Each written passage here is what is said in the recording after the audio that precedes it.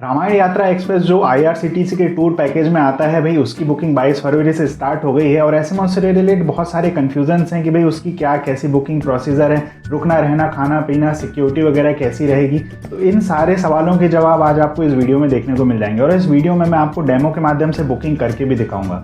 तो हेलो दोस्तों, मैं हूं अंकित और आज फैक्चुअल फंड में बात करते हैं इसी बारे में।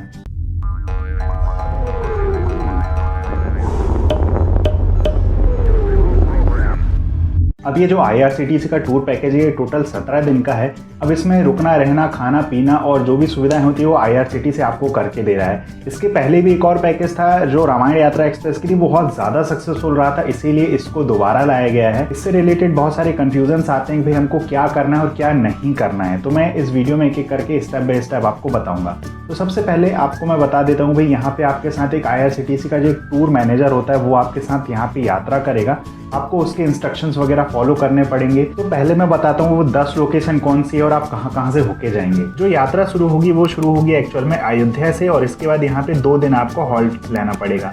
यहाँ पे इसके बाद आप पहुँचेंगे सीतामढ़ी, जहाँ पे 1 दिन का हॉल्ट है। और आपको यहाँ पे जो सीता टेम्पल है सीतामढ़ी वहाँ विजिट करने के बाद जो जनकपुर है वो नेपाल में है, वहाँ पे बस से ही जाना पड़ेगा।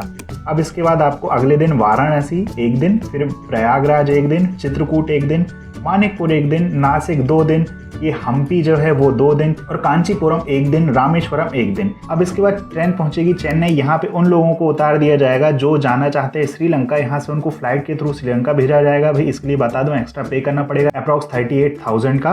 तो फाइनली जैसे इसको पूरा देखा जाए तो भाई पिकअप में 2 दिन और ड्रॉप में 2 दिन लगेंगे, तो टोटल 17 दिन। एक्चुअल में ये पैकेज 13 दिन का ही है। तो अभी हम बात करते हैं भाई आपको बुकिंग कैसे करनी है। देखिए, आपको जो इस ट्रेन का रिजर्वेशन करना है तो इसमें आपको जो नॉर्मल आईआरसीटीसी की वेबसाइट है उससे यहाँ नहीं होगा। इसके लिए irctctourism.com में आपको जाना पड़ेगा, जिसमें आप जैसे ही एंटर करेंगे तो आपको यहाँ पे सामने स्क्रीन में अलग अलग पैकेजेस देखने को मिल जाएंगे। मगर अब आपको यहाँ पे टूरिज्म ट्रेन में क्लिक करना है। अब यहाँ पे जैसे ही आप क्लिक करेंगे तो यहाँ पे 2 ऑप्शंस यानी 2 पैकेजेस देखने को मिल रहे हैं जो करेंटली एक्टिव है।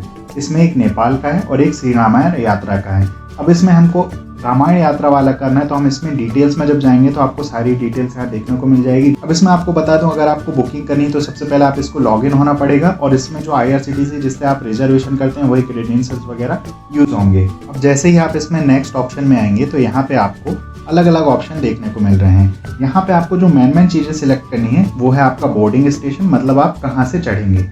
दूसरा आपका डी बोर्डिंग स्टेशन, मतलब आप कहाँ उतरेंगे। और ये ऐसा कोई जरूरी नहीं कि आप जहाँ से चढ़े वहीं से आपको उतरना है। आप डी बोर्डिंग स्टेशन अपनी सुविधा के हिसाब से चूज कर सकते हैं। और यहाँ पे आपको अवेलेबल कैटेगरीज, क्या आपको स्टैंडर्ड स्लीपर में यात्रा करना है या फिर आपको AC 3 टियर में यात्रा करना है। जैसे आप इनमें से जो भी सिलेक्ट करेंगे आपको राइट हैंड साइड में उसके प्राइस देखने को मिल जाएंगे।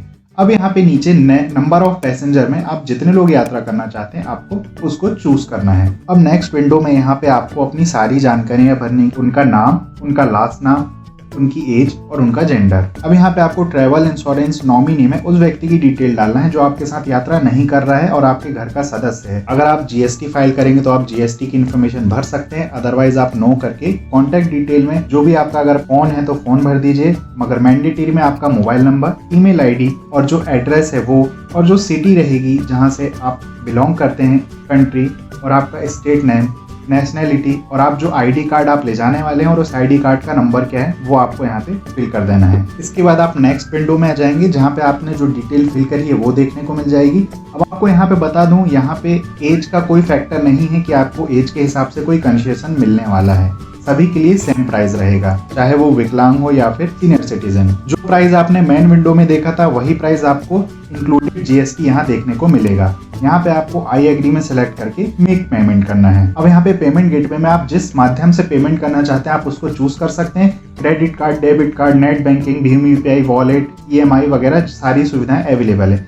मगर एक चीज मैं आपको बता दूं कि अगर आप भीम UPI से पेमेंट करेंगे तो आपको यहाँ पे कोई भी चार्ज नहीं लगेगा एक्स्ट्रा। इसके बाद पेमेंट सक्सेसफुल होने के बाद आप नेक्स्ट पेज में अपना टिकट देख सकते हैं। अब आप चाहें तो इस टिकट को अपने पर्सनल प्रेफरेंस के लिए इसको सेव करके रख लीजिए PDF फॉर्मेट में, और आप चाहें तो इसका प्रिंट आउट निकाल के भी अपने पास रख सकते हैं। अब देखिए, मैं आपको वो चीज़ें बताता हूँ जो आपको ध्यान में रखनी और आपका जिससे रिलेटेड डाउट्स बहुत सारे होंगे। देखिए, अगर आपने स्लीपर के थ्रू 16,000 में बुकिंग कराई है तो यहाँ पे आपको धर्मशाला में रोका जाएगा और इसके जो बाद आपको एक सोने के लिए बेड रोल्स वगैरह दिए जाएंगे। अब बहुत सारे लोगों के मन में डाउट आ रहा होगा कि भाई धर्मशाला रहेगी तो कैसी व्यवस्था रहेगी। तो मैं आपको बता दूं, ये धर्मशाला ऐसी जिस हिसाब से इमेजिन करें वैसी नहीं रहेगी, बहुत अच्छी सुविधाओं से लैस रहती है और काफ़ी अच्छी व्यवस्था वहाँ पे देखने को मिल जाती है। और अगर व्यवस्था वहाँ पे अच्छी रही तो आपको रूम्स भी सेपरेट मिल जाएंगे। मगर जो लोग एसी से बुकिंग करेंगे, थर्ड एसी से, जिनका पैकेज 26,000 रुपये का है, उनको यहाँ पे वही पैकेज मिलेगा। वहाँ पे आपको होटल के सेपरेट रूम देखने को मिल जाएंगे। मगर ये जो रूम रहेंगे वो नॉन एसी रहेंगे और आपको बेड्स वगैरह भी मिलेंगे। और उसमें आपको ऊपर जो स्लीपर में बुकिंग करेंगे उसमें बेड्स नहीं मिलेंगे। और जो खाने पीने का रहेगा उसमें ज़्यादा कुछ भी डिफरेंस नहीं रहेगा, खाना पीना एकदम सेम रहने वाला है। अब एक और चीज़ है, मान लीजिए जो लोग स्लीपर से बुकिंग कराए हैं, अब वो किसी पॉइंट पे चाहते हैं कि भाई वो धर्मशाला में नहीं रुकना चाहते हैं, वो चाहते हैं होटल में सेपरेट रूम रहना, तो वो टूर मैनेजर से कॉन्टैक्ट करके अपने रूम को शिफ्ट करवा सकते हैं। इसके लिए एक्स्ट्रा चार्ज पे करना पड़ेगा। नहीं तो ये व्यवस्था भी है, आप अपने तरफ से कुछ पर्सनल बुकिंग भी कर सकते हैं इसमें, ये आपका खर्चा होगा उसमें। आप जिस भी लोकेशन में पहुंचेंगे वहाँ पे बस की सुविधा अवेलेबल रहेगी। एसी नॉन एसी दोनों के यात्री नॉन एसी बस में यात्रा करके उस लोकेशन तक पहुंचेंगे। और इसके बाद जो टिकट वगैरह का खर्चा होगा वो आपको उठाना है, ये इस पैकेज में इंक्लूडेड नहीं है। अब इसके बाद एक और चीज़ की आपको जो ध्यान रखना है, भाई वहाँ पे हो रहे सारे अनाउंसमेंट्स को आपको ध्यान से सुनना है। और एक खास बात कि आपका जो भी टूर मैनेजर होगा आपके उसको प्रॉपर इंस्ट्रक्शन को फॉलो करना है उसके। और एक और चीज़ आपको याद रखना है कि भाई ट्रेन के टाइमिंग का ध्यान रखना है। अगर आप किसी पर्सनल व्हीकल्स वगैरह से जाते हैं तो ये व्यवस्था भी कि आप अगर चाहते हैं बस से नहीं जाना है तो आप अपने खुद पर्सनल व्हीकल हायर कर सकते हैं, उससे जा सकते हैं। मगर आपको ट्रेन के टाइम का ध्यान रखना है कि वो कब छूटने वाली है। अब एक और चीज़ याद रखना है, भाई आपके साथ 700 लोग यात्रा करेंगे तो आप जहाँ पे भी जिस भी लोकेशन में जब जाएंगे, बस के थ्रू जब आप ट्रैवल कर रहे होंगे, ट्रेन का हॉल्ट होगा, तो जो भी आपका सामान होगा वो ट्रेन में ही रहेगा। तो आपकी जो पूरी बोगीज़ हैं उनको लॉक कर दिया जाएगा और बराबर वहाँ पे सिक्योरिटी गार्ड रहेगा। और तब तक सारी बोगी अनलॉक नहीं की जाएंगी जब तक सभी लोग एक साथ नहीं आ जाते।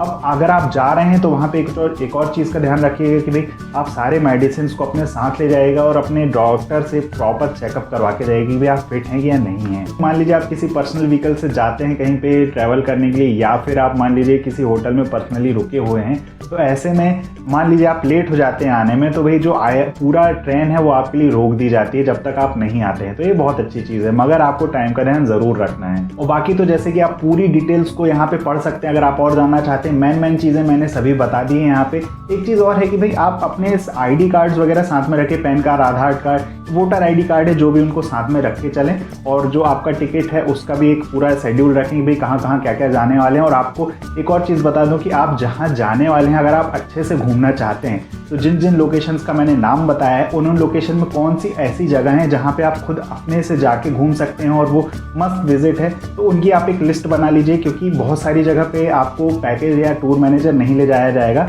तो आप अपने तरफ से जा सकते हैं। तो आप अपना पहले लिस्ट बना के रख लीजिए आपको कहाँ कहाँ जाना है और आप कहाँ कहाँ जा सकते हैं और जो वर्थ इट है। तो चलिए भाई फिलहाल के लिए इस टॉपिक में इतना ही। अगर आपको वीडियो पसंद आई तो लाइक ज़रूर कर दीजिएगा और भाई सपोर्ट करने के लिए इस चैनल को सब्सक्राइब करो यार, और बेल आइकन को नोटिफिकेशन के लिए ज़रूर दबा देना। तो तब तक के लिए थैंक्स फॉर वॉचिंग।